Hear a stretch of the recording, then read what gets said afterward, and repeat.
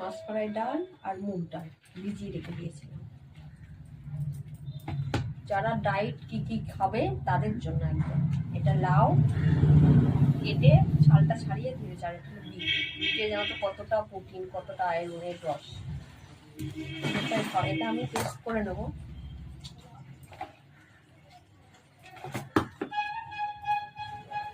আর এদিকে আমি এটা গেট করে নিচ্ছি। খুব তাড়াতাড়ি এইভাবে গেট করে নিয়েছি। আর এদিকে লাউটাও আমি গেট করে নিচ্ছি।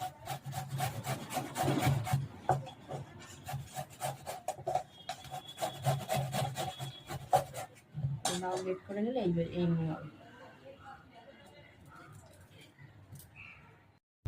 তেল গরম হতে দিয়ে দিয়েছি। ওখানে আমি দিচ্ছি একটু সর্ষে, কারি পাতা আর জিরে, একটা কাঁচা লঙ্কা, একটু আদা, সেই লাউটা আর সেই বিটটা, এটা দিয়ে আমি ভালো করে একটু দিয়ে দিলাম যতক্ষণ জলটা না মরবে। তার সাথে আমি একটু নুনও দিয়ে দেবো।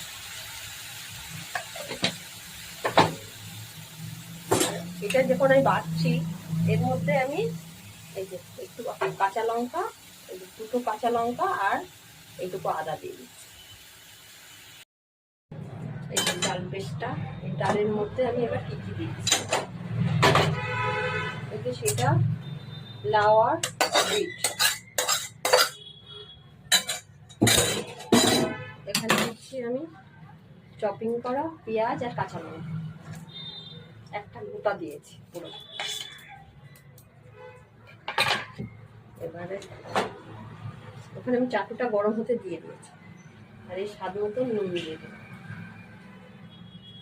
এটা দিয়ে আমি একটা ভালো করে ব্যাটার তৈরি করে নিচ্ছি।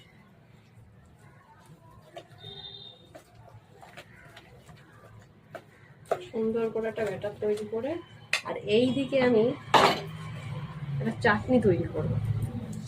ওর জন্য আমি নারকেল, টক দই, যতটা তোমরা চাটনি মানে কতটা হবে সেই পরিমাণে চাটনি, টক দই আমি এবার একটু সামান্য এইটুকু আদা দিয়ে দিয়েছি। আর এবারে এটা ব্যাটারটা ভালো করে যখন মাখা হয়ে যাবে, ঘন করে একদম